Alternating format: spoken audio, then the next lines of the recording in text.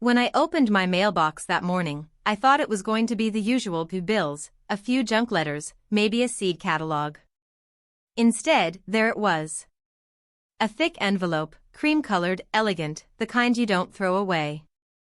My heart skipped a beat as I read the first line, "You are cordially invited." I froze. The words blurred as the realization hit me like a cold wind off the river that cuts through my farm. 200 wedding invitations. 200. And every single one listed my farm's address. My farm.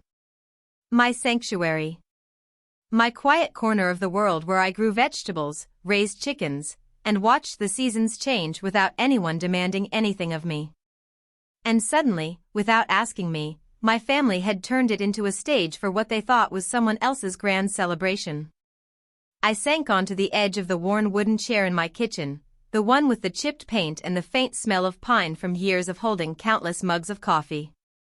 My hands trembled slightly as I traced the lettering on the envelope. I could feel the weight of every unsent thought, every hidden assumption my family had about me, that I would quietly agree, that I would smile and nod, that my consent was irrelevant.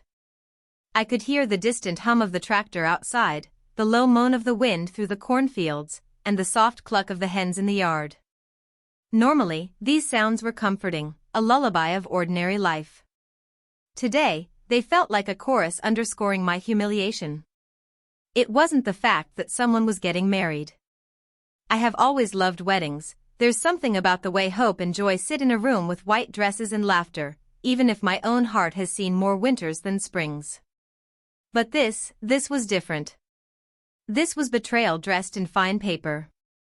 I knew it had to be my cousin Arshad's doing. He always had a flair for the dramatic, a need to control everything, as though life were a play and he were the director. Or maybe it was my sister, Navila. She has a way of assuming she knows what's best for everyone, even if it means steamrolling over their feelings. Whoever it was, they had made a decision without me. 200 people would descend upon my farm, expecting a celebration, a party, and I hadn't been asked if I even wanted to host. I could feel a heat rising in my chest, a mixture of anger, disbelief, and a strange, heavy sadness. It wasn't just about the invitations. It was the message behind them, that my opinion didn't matter, that my home was theirs to use as they pleased, that the boundaries I had silently carved over decades meant nothing to them. I pressed my palms to my face, smelling the faint aroma of yesterday's stew still lingering in the kitchen. I could hear the tick of the old wall clock, each second a drumbeat in a silent symphony of tension. What should I do? Should I call them? Should I scream? Or should I simply accept it, put on a smile, and pretend this intrusion into my life didn't feel like a knife twisting slowly in my side? As I sat there, enveloped in the quiet of my kitchen, I realized something. This was more than just an invitation. This was a test of my limits, a reckoning of my patience, and perhaps, a lesson in how people we love can hurt us without meaning to. I couldn't yet see how I would respond. My mind raced with possibilities, polite refusals, stern conversations, even the faint, rebellious thought of letting the invitation stay and watching chaos unfold. But none of them felt right just yet. I needed clarity. I needed to understand why they thought it was acceptable to act without me. The morning light slanted through the kitchen window, casting long shadows across the floorboards. And in that light, I made a silent vow, whatever this wedding would bring, my voice would not be ignored. My farm, my sanctuary, my home, those boundaries would be respected. Life on the farm had always been simple, almost rhythmical, like the gentle sway of wheat in the late summer wind. I woke up with the sun, brewed my coffee strong enough to wake the ghosts of yesterday, fed the chickens, and checked the fields. There was a comfort in routine, in the small, tangible accomplishments, planting a row of tomatoes, fixing a fence, feeling the soil crumble through my fingers. It was the kind of life that grounded you, even when the world beyond the horizon seemed too loud, too demanding, too careless. My family, though, had never understood this simplicity. They were always moving, planning, celebrating, always needing something from each other, and too often, something from me. I had long ago accepted that. I loved them, But I also knew that my quiet existence was something separate, something sacred. My farm was my fortress of peace, my space to breathe without the weight of others' expectations pressing down on me. The day the invitations arrived, I had been tending the orchard. The crisp morning air smelled faintly of dew and apples, and the faint creak of branches above me was almost hypnotic.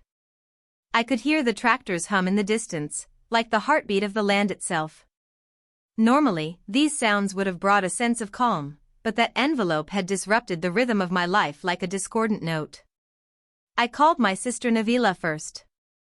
Her voice was light, almost cheerful, when she answered. "Did you get the invitations yet?" "Isn't this exciting?" she chirped. I could hear the clatter of dishes in her background, the faint murmur of children running around. I tried to keep my tone neutral, though my chest felt tight. "Yes, I did." "About the farm being listed?"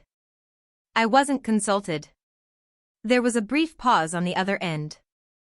Then, almost dismissively, she said, "Oh, we thought it would be fine. Everyone loves the farm. It's picturesque." I felt a surge of disbelief. Picturesque? That was all my home meant to them? Not the hours I spent building it, not the peace it gave me, not the boundaries I had painstakingly set over years? Just a pretty backdrop for their party? "I see," I said slowly, my voice calm but firm. "But it's still my home. I should have been asked before you sent out 200 invitations." There was a flustered sound, a hesitation I had never expected from her. "Well, I thought you'd want to help. You always like hosting family things, right?" That hit me like a slap I hadn't seen coming. Hosting family things? That hadn't been my life's joy, it had been my obligation, something I navigated carefully to maintain peace. And yet here she was, assuming I would be complicit in a decision made without my input. After hanging up, I wandered through the barn, touching the rough wood of the stalls, the scent of hay and animals filling my senses. I had always found solace here, in the quiet hum of life that wasn't dictated by invitations or obligations. And yet now, even this sanctuary felt violated. I thought about my cousin Arshad too. Always so charming, so persuasive, so convinced that what he wanted was naturally what everyone should want. Did he even consider my feelings? Or was this another example of the family thinking they could simply act, and I would adjust around them? By mid-afternoon, I felt the first prickling of anger mixed with resolve. This wasn't just about the wedding. It was about respect. It was about being seen as a person whose voice mattered in decisions that affected her life. And I knew, deep down, that whatever steps I took next, they needed to be deliberate, measured, not an explosion of emotion. I brewed another cup of coffee, the rich aroma grounding me. I sat at the kitchen table, staring at the envelope again, tracing the elegant script with my finger. My hands were steady now. My mind, surprisingly, was calm. I would not let this pass. Not silently. Not quietly. But I needed to understand the extent of what had been done, and who had orchestrated it. The first clue that something was seriously amiss didn't come from the invitations themselves, but from the quiet changes in my family's behavior that I had somehow missed before. It started subtly, a lingering glance from my cousin Arshad when I mentioned the farm, a nervous laugh from Navila when she caught me staring at the envelope again. They were acting almost guilty, though neither of them had admitted to anything yet. I remember that evening vividly. The sun had dipped low behind the hills, casting long shadows across the fields, and the smell of damp earth after the day's watering drifted through the open windows. I was sitting on the porch, sipping a glass of lemonade, when Arshad strolled up, hands tucked in the pockets of his jacket. "You look upset," he said casually, though I could hear the slight edge in his tone. "I'm thinking," I replied, keeping my voice even, though my stomach tightened. "About the invitations." He gave me a small smile, but it didn't reach his eyes. "Oh, that.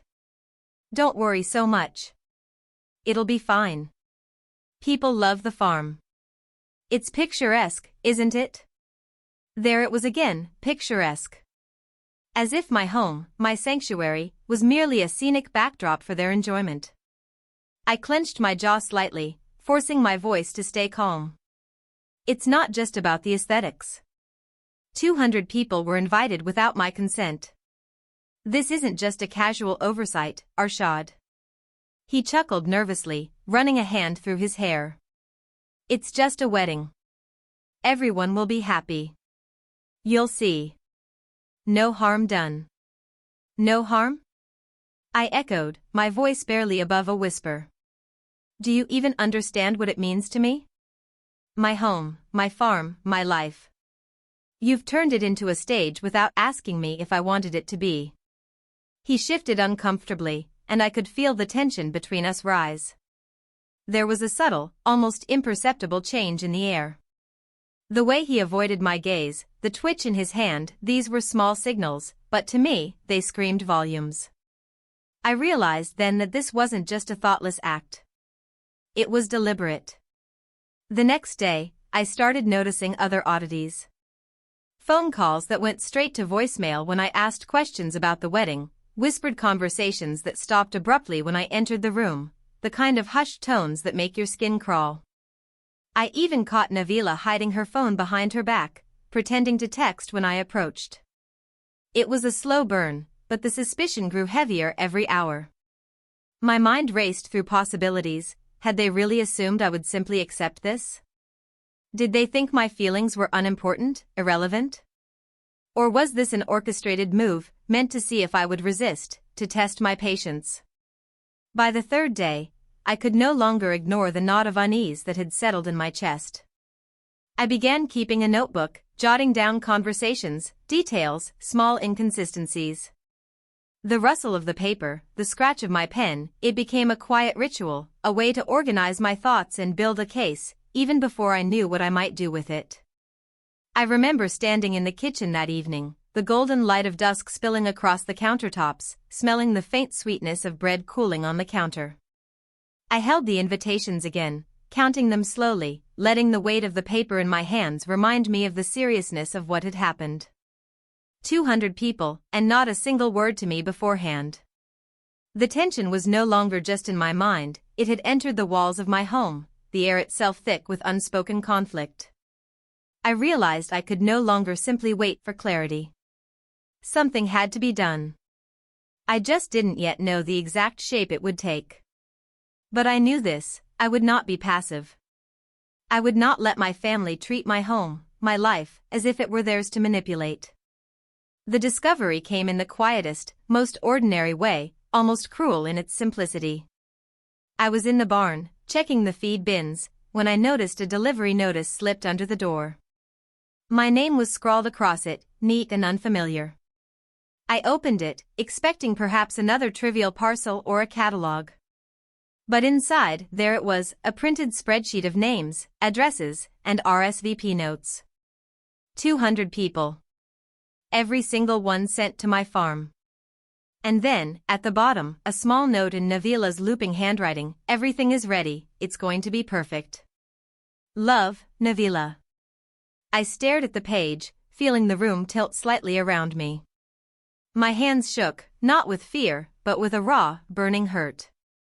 They hadn't just assumed, they had acted. And the audacity of it cut deeper than I anticipated. My home, my sanctuary, my personal space, had been hijacked for a celebration I hadn't consented to. I called Navila immediately, my voice a quiet tremor, though I tried to mask the storm inside. Why didn't you ask me? There was a pause. A hesitation. Then, carefully, almost defensively, she said, I thought you'd be happy. It's for the family, for tradition. We wanted everyone together, and the farm is beautiful. I could hear the attempt at sweetness, the attempt to soften the blow. But it felt hollow. Beautiful? Navila, this isn't a backdrop for your happiness. It's my life. My home. 200 people will be walking through my land, using my home, my space, my peace, and not a single one of you asked if that was okay with me. Her voice caught. I didn't think it would matter. That's the thing about betrayal, it's not always loud or dramatic. Sometimes, it's quiet. And that quiet is worse. Because it comes from those you trust, from those who claim to know you. And worse, they think it doesn't matter that they've hurt you. I hung up, feeling the weight of disbelief pressing down. I walked through the orchard, letting the early evening breeze ruffle my hair, tasting the faint scent of apples and grass. Each step felt heavier, each breath more deliberate. I couldn't believe they had thought this was acceptable. Not just unacceptable, it was a violation of the unspoken trust that families often take for granted. That night, I sat at the kitchen table with the invitations spread out before me. The light from the hanging lamp made the paper glow softly, innocent-looking, yet each one carried the sting of arrogance and disregard. I reread Navila's note, the words swimming before my eyes. Perfect. Love. Such ordinary words, but carrying extraordinary deceit. I remembered my mother's voice, long gone now, but her lessons echoing, your home is your refuge. Guard it, and guard yourself. And suddenly, the betrayal wasn't just about invitations, it was about respect, about boundaries, about being recognized as a person whose life matters. I took a deep breath, the smell of brewed coffee from earlier lingering faintly in the air, grounding me. I knew I couldn't react impulsively, not screaming, not storming through the house. This required thought. Precision.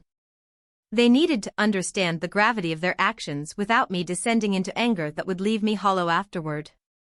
I made a decision then. I would confront them, but on my terms. I would ensure they understood that their disregard for me, their assumption that my life could be borrowed for their pleasure, would not stand. I wouldn't simply shout, I wouldn't simply withdraw. I would reclaim my home, my space, my authority over my life. As the night deepened, the farm quiet except for the soft rustle of leaves and the distant call of an owl, I began to plan. I wasn't sure yet how I would proceed, but I knew no invitation, no celebration, no family gathering would ever override my right to be heard and respected. The next morning, I woke with a sense of purpose. The sun spilled golden light across the fields, illuminating the rows of vegetables, the orchard, the old wooden fence I had repaired just last week. Normally, I would have felt a gentle serenity in this routine. But today, that same light carried the weight of confrontation. I needed to act, and I needed to act carefully. I started with a phone call to Arshad. His tone, when he answered, was deceptively casual. Morning. Lovely day, isn't it? Yes, it is, I said slowly, letting the words linger. Arshad, we need to talk about the invitations. I need to know exactly who authorized sending them without my consent. There was a pause. I could hear him swallow on the other end. Well, Navila mentioned it and, I just went along with it. Thought it would be fun. Fun? I echoed, my voice calm but firm, the kind of calm that carried a quiet intensity. Arshad, this isn't a movie set. This is my home. My farm. You can't decide for me what happens here. Not fun. Not tradition. Not family. You had no right. I could almost feel him squirming through the phone, the shift from casual confidence to sudden awareness that he'd crossed a line. I continued, choosing my words carefully, each one measured, deliberate. I need all the invitations returned immediately. No one comes here without my explicit consent. And you, both of you, need to understand that using my home as a stage for your plans is not acceptable. Do you understand? Yes, he said quietly, a hint of shame in his voice. I understand. I hung up, feeling a mixture of relief and lingering frustration. But relief was brief. I knew this confrontation was only the beginning. Actions needed to follow words. By mid-morning, I started contacting some of the invitees, people I knew personally. I explained the situation politely, calmly, without letting them sense the tension bubbling underneath. The conversations were awkward, apologies were offered, invitations retracted, but each one restored a sense of control over the chaos my family had unleashed. The phone calls were exhausting, but necessary. I had to reclaim not just my property, but my boundaries, my authority. Around noon, Navila arrived at the farm, ostensibly to check on things. I could see the slight nervousness in her eyes, the way she kept adjusting her scarf, the tremor in her hands. I met her at the gate. "I wanted to talk," she said softly, almost pleading. "Yes," I said, my voice steady but firm. "We are talking. And I want you to understand, what you did was not a simple oversight. You assumed my consent, and that assumption is a violation. My home is not yours to lend or decorate for your plans." She looked down, shame finally coloring her features. I didn't realize. I thought you'd be happy to host everyone." "I would never be happy to host something I didn't agree to," I replied quietly. "It's not about happiness. It's about respect. Do you see the difference?" Her eyes welled with tears, and I could feel the tension between us slowly unraveling. I didn't raise my voice. I didn't shout. I let the weight of my words, the clarity of my boundaries, speak for themselves. By the time she left, I felt a strange sense of calm, almost like the tension had been lifted, though the work of undoing the damage, the calls, the retractions, the explanations, still lay ahead. But I knew I had taken the first, essential step, reclaiming my authority, asserting my voice, making it clear that my home was not a stage for other people's whims. That evening, I walked through the fields again, feeling the soil crumble softly beneath my fingers. The wind carried the scent of hay, fresh earth, and distant rain. I let it wash over me, letting the anger fade into resolve. I had acted, and in acting, I had begun to regain not just control over my home, but over my sense of self. Word spreads quickly in a small family, and even faster in a community like ours, where everyone knows everyone, and news is passed along like the wind rustling through the cornfields. By the following morning, I began receiving calls from relatives and friends who had been invited, some apologetic, others confused. Each conversation carried the same underlying sentiment: they hadn't realized the invitations were sent without my knowledge, and they were genuinely concerned about the misunderstanding. It was strange, watching the ripple of consequences unfold. People I hadn't spoken to in years reached out, voices tentative, almost reverent, as if they were stepping carefully around a fragile boundary they hadn't known existed. The contrast between my family's assumption that this was harmless and the reality of how it had impacted everyone was striking. By mid-afternoon, my cousin Arshad showed up at the farm, shoulders hunched, face pale. He didn't knock, just stepped onto the porch, and for a moment, I felt the old tension tighten in my chest. "I heard, people were confused," he said quietly, eyes avoiding mine. "I didn't think it would be such a mess. I didn't realize it would upset you this much." I studied him for a long moment, noting the subtle shift in his demeanor. Gone was the arrogance, replaced by a hesitant recognition that he had overstepped. "It wasn't a mess because of people being confused, Arshad," I said, voice calm but firm. "It was a mess because someone assumed my consent without asking me. That's not just a mistake. That's a violation of trust." He nodded slowly. I see that now." I gestured toward the open fields, the barn, the orchard. "Do you understand the responsibility that comes with being part of a family? It isn't just about joy, celebration, or convenience. It's about respect, boundaries, and understanding that your actions impact others. What you did had real consequences. People were coming here expecting something I hadn't agreed to, and my home, my sanctuary, was suddenly theirs to command." Arshad's shoulders slumped further. He didn't argue. He didn't make excuses. For the first time, he seemed small, human, accountable. "I understand," he whispered. I shouldn't have done it." Later that evening, Navila returned, not with apologies rehearsed, but with a quiet sincerity I hadn't expected. She helped me sort through the remaining invitations, make calls, and clarify cancellations. We worked in silence, occasionally exchanging small, genuine smiles.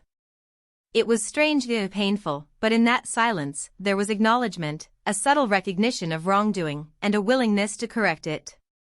By the time the sun dipped below the horizon, the farm was quiet again, save for the soft cooing of doves and the faint rustle of the corn. I felt a sense of dignity restored, not in triumph, but in the quiet justice of truth. My family had faced the social consequences of their actions, not through shame I imposed, but through their recognition of my boundaries and the respect of others who had been inadvertently drawn into their mistake. It wasn't about vindictiveness. It was about awareness, accountability, and the restoration of balance. I watched as my cousin and sister left the farm, their steps slower, heavier, more measured, carrying the weight of understanding for the first time. And I realized that sometimes, the hardest lessons are learned not through anger or punishment, but through the quiet confrontation of reality and the ripple effect of choices that ignore others' rights. Standing in the middle of the orchard, feeling the soft wind brush against my face, I understood that respect was fragile. It could be broken with thoughtless actions, assumptions, or negligence. And once broken, it required courage, clarity, and patience to restore, not just between family members, but within oneself. The days that followed were quieter, gentler, almost ordinary again, but with a subtle shift in the air. The farm, once tense with anticipation and intrusion, slowly returned to its rhythm. I walked through the orchard at dawn, feeling the soft dew on my boots, inhaling the crisp scent of earth and apples, and I realized that I had begun to heal, not from the betrayal itself, but from reclaiming my space and asserting my voice. Navila had been careful, respectful, almost tender in her approach now. She helped with chores, with no expectations, no overstepping, just shared work and conversation. Her voice was softer, quieter, as if she understood that the farm wasn't just land and buildings, it was the embodiment of my peace, my choices, my autonomy. She asked before acting, lingered only when invited, and I felt the invisible barrier of respect rebuilding itself around my life. Arshad visited occasionally, not to impose, but to assist. He still had that air of nervousness, as though constantly aware of the boundaries he had once ignored. And yet, there was also something warmer, more human in his presence. I could see him reflecting on his past assumptions, the arrogance that had led him to believe he could dictate my life without consultation. Watching him quietly work alongside me, I understood that sometimes respect isn't demanded, it's learned through experience, through mistakes, through the slow, sometimes painful process of understanding consequences. Even the community noticed. The whispers faded, replaced by a quiet admiration for how I had handled the situation, not with anger, not with public shame, but with deliberate action, patience, and moral clarity. People began approaching me with subtle gestures of apology or recognition, nodding when they saw me in the fields, offering small smiles, acknowledging the restoration of order without unnecessary drama. I spent one evening sitting by the porch, the sun casting long amber shadows across the field. The hens were settling into their coops, the faint smell of fresh bread from the kitchen mingling with the cooling earth. I sipped a warm cup of tea, feeling the calm seep into my bones. I thought about how easily trust can be broken, even by those we love most. And yet, I also recognized that trust can be rebuilt, slowly, carefully, when honesty and accountability guide the way. The farm had survived, just as I had. The boundaries I had fought to restore remained intact, but now they were not just lines drawn in principle, they were lived experience. My family had learned, in their own imperfect way, that respect is earned, not assumed. And I had learned that assertiveness doesn't have to come from anger, it can emerge from clarity, patience, and moral resolve. I walked through the orchard one last time before dusk, letting the wind carry the faint scent of apples and hay. My hands brushed against the leaves, the rough bark of the trees grounding me, reminding me that life continues, seasons change, and peace can be rebuilt even after disruption. I felt a sense of closure, not the kind that comes from punishment or revenge, but the kind that comes from integrity, self-respect, and the quiet triumph of reclaiming one's life. Sitting on the porch as darkness settled, I realized that healing isn't about forgetting or excusing. It's about understanding, learning, and moving forward with clarity. My farm, my sanctuary, my home, was mine again, in every sense of the word. And in that ownership, in that quiet reclamation, I found a deeper sense of peace than I had known before the invitations ever arrived. As night settled over the farm, the stars scattered across the sky like tiny lanterns, I sat on the porch and let the quiet envelope me.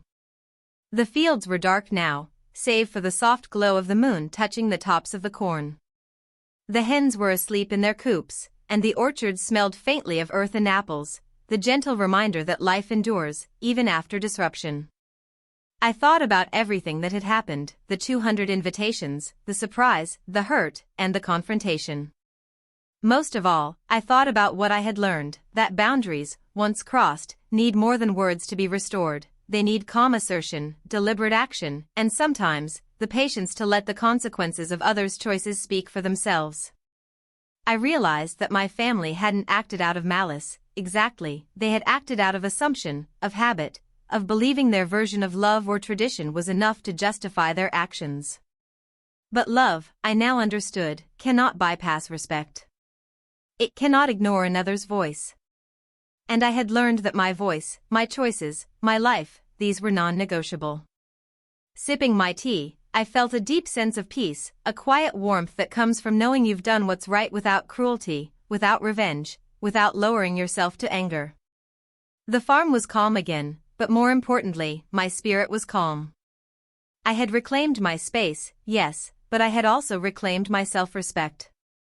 I think, sometimes, about how easy it is to assume someone will simply go along with plans, to forget that their life is their own. And I wonder, if faced with the same situation, how many of us would find the courage to speak up, to protect what is ours, without letting anger take over. Would you have done what I did? Would you have confronted them, patiently and firmly, or would you have let it slide, hoping the chaos would resolve itself? Life is fragile, boundaries are precious, and respect is not automatic, it is earned and upheld every day, through both words and actions. My farm, my home, and my peace now stand as a quiet testament to that truth. If this story resonated with you, or if you faced a similar betrayal, share your thoughts in the comments. And don't forget to subscribe to hear more stories about family, choices, and the quiet strength it takes to reclaim your life. The night deepened, the wind whispered through the trees, and I finally allowed myself to exhale fully, feeling the calm return, not just to my farm, but to my heart.